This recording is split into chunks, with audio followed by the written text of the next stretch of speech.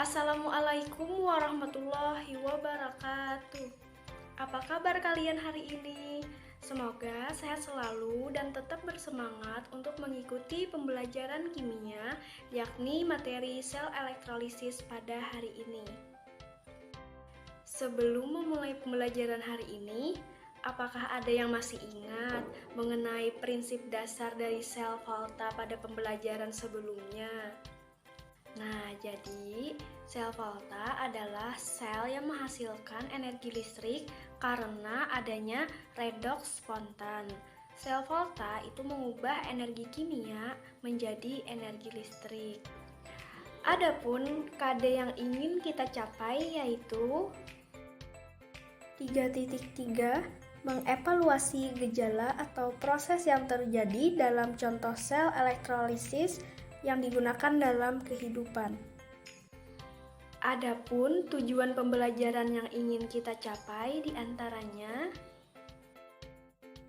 1. Mendeskripsikan prinsip sel elektrolisis. 2. Menganalisis bahwa dalam sel elektrolisis melibatkan reaksi redoks. Sel elektrolisis. Dalam sel elektrolisis terjadi perubahan energi listrik menjadi energi kimia. Senyawa yang dielektrolisis itu berupa senyawa yang bersifat elektrolit. Sel elektrolisis banyak digunakan dalam pelapisan logam. Reaksi elektrolisis dalam prosesnya itu membutuhkan elektrode. Selain katode dan anode, elektrode yang digunakan itu dapat berupa elektrode aktif maupun elektrode tidak aktif atau inert. Elektrode aktif dalam proses elektrolisis itu bereaksi, sedangkan elektrode inert tidak ikut bereaksi. Nah, apa sih itu elektrode? Jadi, elektrode merupakan konduktor yang digunakan untuk sebagai penghubung dalam proses pada reaksi elektrolisis. Silahkan kalian buka buku halaman 52 mengenai proses elektrolisis pada beberapa larutan dan leburan. A. Larutan KBr. Dalam elektrolisis larutan KBr, reaksi yang terjadi di anoda dan katoda sebagai berikut. Reaksi di anoda atau reaksi oksidasi terjadi kenaikan bilangan Bilox, yaitu 2 Br negatif aquos menjadi Br2 aquos ditambah 2 elektron negatif. Yang kedua itu 2H2O liquid menjadi O2 gas ditambah 4H positif aquos ditambah 4 elektron negatif. Reaksi di katode atau reduksi atau penurunan bilangan oksidasi, K positif aquos ditambah elektron negatif menjadi K solid. Terus yang 2H2O liquid ditambah 2 elektron negatif menjadi H2 gas ditambah 2 OH negatif aquos. Berdasarkan pada percobaan pada katode, terbentuk gelembung-gelembung H2. Sementara itu, di keliling anoda terbentuk larutan Br2 yang berwarna merah. Dengan demikian, reaksi yang terjadi pada kedua elektrode dan keseluruhan sel sebagai berikut. Untuk larutan KBr, pada anoda itu 2 Br negatif aquos menjadi Br2 gas ditambah 2 elektron negatif. Pada katode, 2H2O liquid ditambah 2 elektron negatif menjadi H2 gas ditambah 2 OH negatif aquos. Untuk reaksi sel yaitu 2 Br negatif aquos ditambah 2H2O liquid menjadi Br2 gas ditambah H2 gas ditambah 2 OH negatif aquos.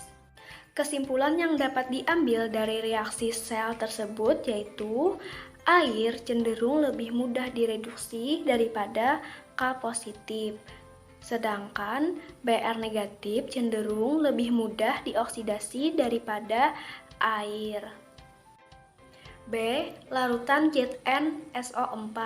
Kemungkinan reaksi yang terjadi di anode dan katode Yang pada anode itu oksidasi atau kenaikan bilangan oksidasi, yaitu 2SO4 2 negatif aquos menjadi S2O8 2 negatif aquos ditambah 2 elektron negatif, 2H2O liquid itu menjadi O2 gas ditambah 4H positif aquos ditambah 4 elektron negatif. Sedangkan reaksi di katode atau reduksi atau bisa disebut juga penurunan bilangan oksidasi, Zn2 positif aquos ditambah 2 elektron negatif menjadi Zn solid.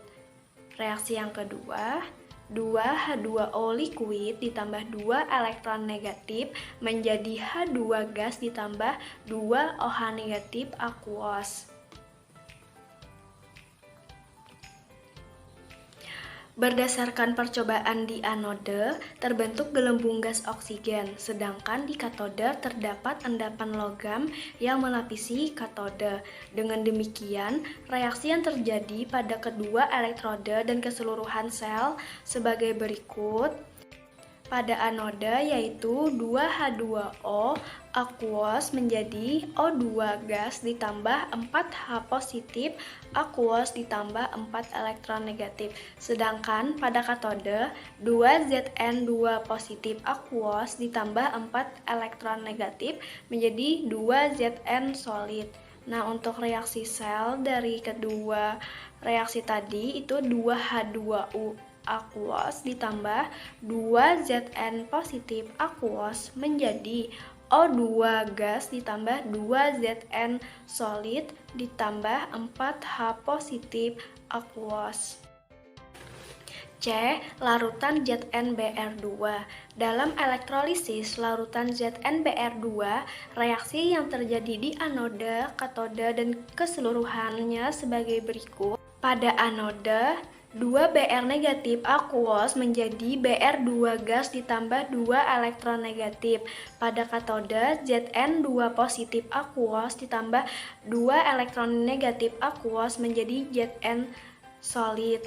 Nah, untuk reaksi selnya yaitu Zn2 positif aquos ditambah 2Br negatif menjadi Zn solid ditambah Br2 gas. D. Larutan K2SO4. Berdasarkan percobaan, di anode, air cenderung lebih mudah dioksidasi daripada SO4 2 negatif. Sedangkan di katode, air cenderung lebih mudah direduksi daripada K positif. Dengan demikian, reaksi yang terjadi di anode, katode, dan reaksi keseluruhannya yaitu untuk anode itu 2H2O liquid menjadi O2 gas ditambah 4H positif aquos ditambah 4 elektron negatif. Pada katode, 4H2O liquid ditambah 4 elektron negatif menjadi H2 gas ditambah 4 OH negatif aquos. Reaksi sel untuk larutan K2SO4 yaitu 6H2O liquid menjadi O2 gas ditambah 2H2 gas ditambah 4 OH negatif aquos ditambah 4H positif aquos. Pada proses elektrolisis tersebut, K2SO4 itu diperlukan untuk mempertahankan netralisasi listrik. Leburan. Natrium dan klorin diperoleh pada proses industri melalui proses peleburan NaCl. Reaksi yang terjadi pada peleburan NaCl sebagai berikut. Pada anode, 2Cl negatif liquid menjadi Cl2 gas ditambah 2 elektron negatif. Itu reaksinya dapat terjadi bolak-balik. Sedangkan pada katode, 2 Na positif liquid ditambah 2 elektron negatif. Reaksi bolak-balik menjadi 2 Na liquid. Untuk reaksi sel yaitu 2 Na positif liquid ditambah 2 Cl negatif liquid menjadi Cl2 gas ditambah 2 Na liquid. Pada tabel 1 disimpulkan reaksi yang terjadi apabila suatu senyawa elektrolit dielektrolisis menggunakan elektroda yang inert. Bahan yang dipakai sebagai elektroda inert antara lain karbon, platina, dan emas. Nah, untuk reaksi yang terjadi pada elektroda sel elektrolisis, coba kalian perhatikan pada tabel. Untuk katode, elektroda negatif atau terjadi reaksi reduksi atau penurunan bilangan oksidasi. Pada asam, itu 2H positif ditambah 2 elektron negatif menjadi H2. Yang kedua, larutan ion golongan 1A, 2A, Al3 positif dan Mn2 positif, ion-ion tersebut tidak dapat direduksi. Nah, jadi yang direduksi itu pelarut airnya. Reaksi yang terjadi sebagai berikut: 2H2O ditambah 2 elektron negatif menjadi H2 ditambah 2 OH negatif. Yang ketiga, lelehan tanpa air, ion golongan 1A, 2A, Al3 positif dan Mn2 positif, atau larutan selain dari golongan 1A, 2A, Al3 positif dan Mn2 positif, ion-ion tersebut akan tereduksi. Misalnya Na positif liquid ditambah elektron negatif menjadi Na solid. Reaksi berikutnya, CO2 positif aqueous ditambah 2 elektron negatif menjadi COS.